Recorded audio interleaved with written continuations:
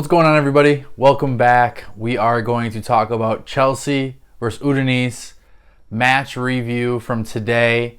Chelsea win 3-1. A lot of good, some bad, but we're going to break it all down for you right now. So 3-1 was the score today, and it was an interesting play style because it was two separate 11s. One playing today for a full 90, and then tomorrow for another full 90. So today's lineup featured Kai Havertz, Raheem Sterling, Mason Mount, Jorginho, Conte, Marcos Alonso, Reece James, Koulibaly, Silva, Mendy in the back. So it was kind of a ideal starting 11, if you will. The likes of Ziyech, Pulisic, Ampadu, Sarr, recovering Chilwell, all were on the second team, which will be playing tomorrow morning. We are recording this on Friday night, so on Saturday that game will be played. And there was a lot of positives to take from the game. You know, after losing 4-0 to Arsenal in Florida at the end of the U.S. tour, the team was able to go back to London, recharge their batteries for about a week. Now they're in fly out to Italy and put together a good performance. We saw a lot of good things from Chelsea, kind of the same as last year though. So when you look at how the game transpired, Chelsea really dominated the play for the most part. Udinese couldn't even hold on to the ball for a lot of the time because the likes of Mason Mount, Reece James, Kai Havertz, Sterling were all pressing up top, and it really affected their ability to maintain.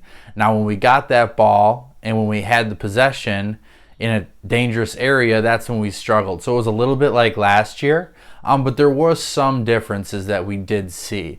Raheem Sterling offers so much for Chelsea, and I think when you watch today's game, and he's had now about 3 or 4 weeks where he can really assimilate himself to the squad, he is able to make some really creative runs in the middle, stuff that we haven't really seen from any of our attackers, to be honest with you. And when he fits in with that positional versatility of Mount and Havertz up front, it can create a really very, very dangerous attack. And it can give teams a lot of problems. And I think that's what you're going to be seeing and what Tuchel will be employing. You saw a lot of Mason Mount on the left-hand side, which would put Sterling on the right and Kai Havertz kind of almost doing like a three-man weave, if you know basketball, with those other guys up top. So it created a lot of movement. Defenders really couldn't stick with one guy, and that was one problem last year that we had when Lukaku was in. He would park in the middle, he would try to out-physical people, but at this level, when you have 2 or 3 top center backs, you can shut that down pretty easily. So that motion up front is something that's really going to be key, and we saw that with Kai last year. As with him as striker, so that's what we're going to have to see this year, and Sterling is just an upgrade for that in terms of versatility because he is so good from the right, he is so good from the middle, and when you have someone like Mason Mount pressing so high up off the pitch, you're going to be, you know, a Raheem Sterling in this area, and you're going to see, okay, wow, there's a little bit of space here, whatever side, wherever I am on the pitch, I got to be ready to go and score. He did net his first goal today. It was the second goal of the match. The first one was N'Golo Kante from the midfield. A really, really, really nice strike. Well-deserved, as Chelsea was pretty dominant in the first half. And Sterling was able to kind of muscle one in. It wasn't necessarily such a beautiful goal that he may have had at Manchester City, but it was a goal nonetheless. And Chelsea took a 2-0 advantage and was in the driver's seat. So I really liked what I saw from the attack. There was a lot of chances, and we just didn't really finish them. We probably, you know, I read on Twitter that Tuchel probably coached an 8-0 win, and I think he's probably right. It was really impressive to see, and now we have to kind of figure out this whole striker, other attacker thing, because with Kai Havertz up front, if he's not producing goals, and he had probably 3 or 4 chances where you'd probably rate him to get it in the back of the net, if he's not finishing those, we have to make a move, a transfer, if you will. I don't know if Broja is that type of player, to step in, and we'll see tomorrow maybe, and hopefully we'll see in the early part of the season to see if he can fit into that front three in a similar way as Havertz can, but with a little bit more clinical ability in front of goal. But you know, that player is also really hard to find out in the transfer market at this stage of the season. So it will be interesting to see what that looks like, because it might not necessarily be a striker. It might be a winger that can be positionally versatile. So it'll be a little bit to tell, time to tell before we see that. You know, I think of, actually, just getting off topic, I think of a Christopher Nkunku, and I think, wow, that's a type of player that is positionally versatile and can play so many different roles. And I think that's why you'll see us going for him next summer, really hot on the transfer market, because it appears he will be staying with Leipzig this year. So that's for the attack. The attack was good, kind of the same as last year. So let's move back one more step and let's talk about the midfield today.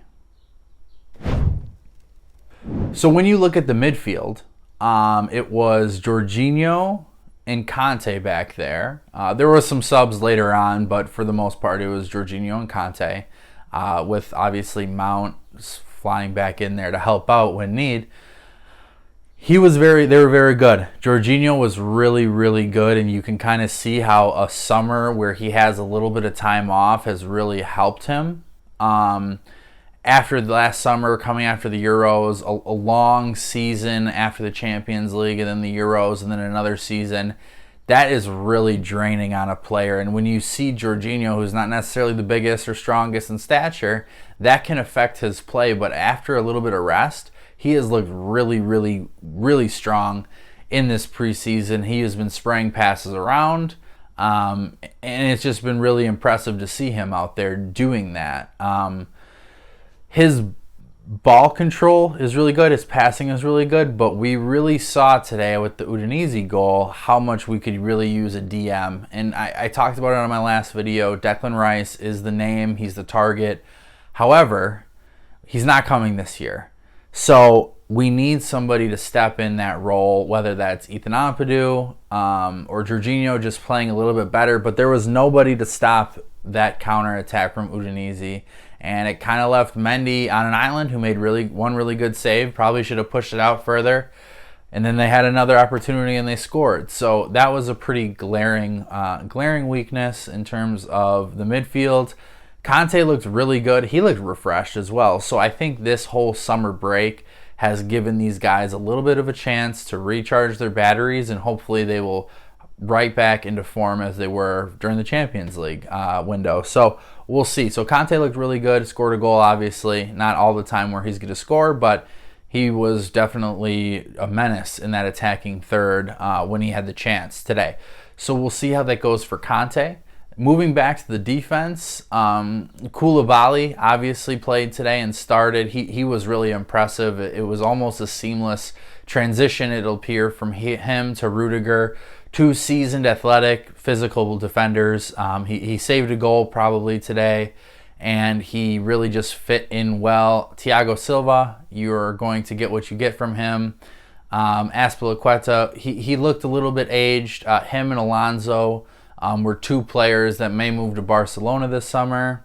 They looked like they were kind of running out of gas. Alonso was not good today. He is obviously a goal scoring threat, and we've seen that from him.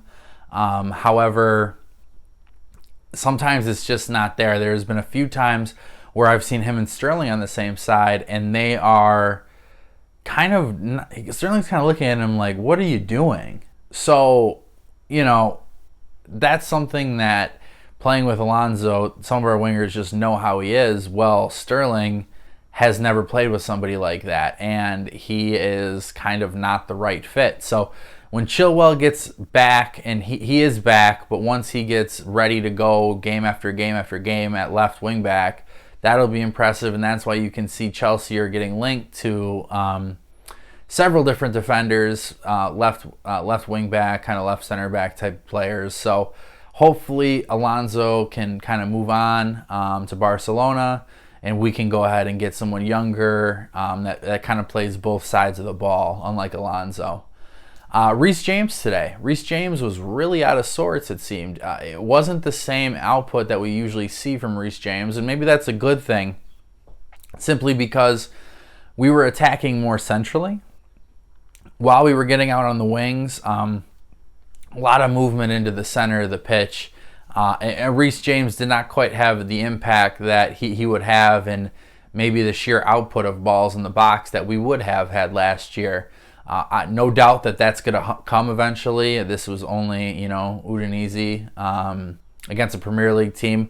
We are going to have to rely on Reece, and I'm sure that he will be playing up to more speed once the season gets going. But it was just a little interesting to see kind of the lack of output, and maybe that is something that Tuchel's maybe trying to get away from, because Reece got hurt last year, Chilwell got hurt last year, and we were kind of screwed. So, if all things are going well and it's a purple patch of health on the outside, then perhaps maybe that's somewhere that Tuchel will be a little bit more confident going back to, because he knows it works. But I think just in case those guys do get hurt, you need to be able to attack from the center of the pitch. So maybe that could be something that they're working on now. But we'll definitely see Reece James kind of look a little bit better, I think, once the season gets going, and hopefully the first game against Everton. So overall, I think it was a pretty good B effort from Chelsea. They definitely could have not given up that goal. They probably could have scored about a few more. But it was interesting to see this orientation on the field, this group of players on the field, seeing our two new signings, Sterling and Koulibaly, on the field. Really not missing a beat, and really offering Koulibaly kind of the perfect replacement for Rudiger, and Sterling offering the attack someone that versatility that Tuchel's kind of been looking for. And you really watch this game and you see, wow, that signing really, really makes sense. So it'll be interesting to see tomorrow morning how Chelsea's second team plays. There's a lot of guys that it's going to be out there that kind of have uneven futures. So we're going to have to see. Ziyech, Pulisic will be out there. Broja will be out there. Gallagher, Ampadu as well.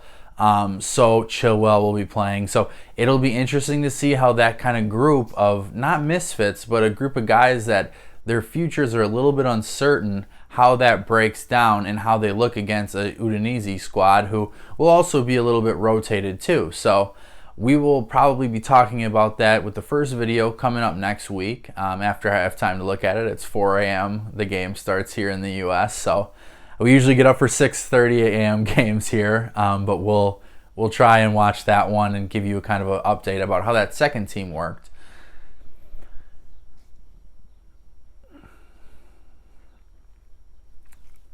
So there is a bit of transfer news that came out today. Timo Werner, according to CF Bayern, who is kind of the leading force of German football reporting, said that Timo Werner was willing to take a reduced 50% pay cut and hopefully go back to Leipzig on loan with a purchase option for this upcoming season.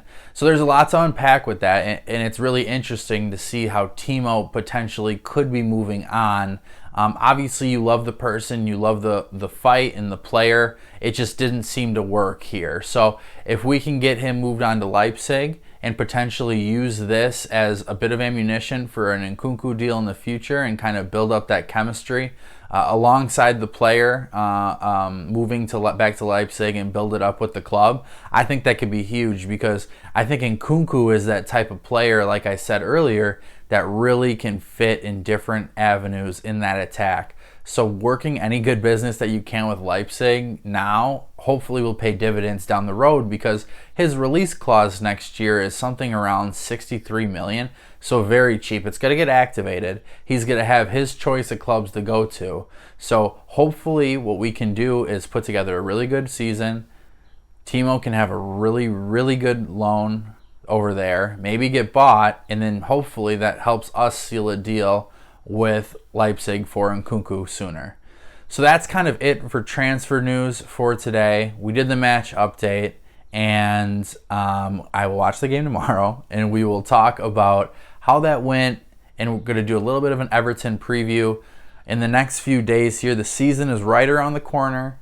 It was kind of crazy to see all the championship and German Cup games on today, so it was really cool that we're finally inching our way into the season. So I'm super excited to be covering it with you. Super excited for all your interactions, views, comments, all that stuff. So please go ahead and smash those like buttons, comment, subscribe, all that good stuff.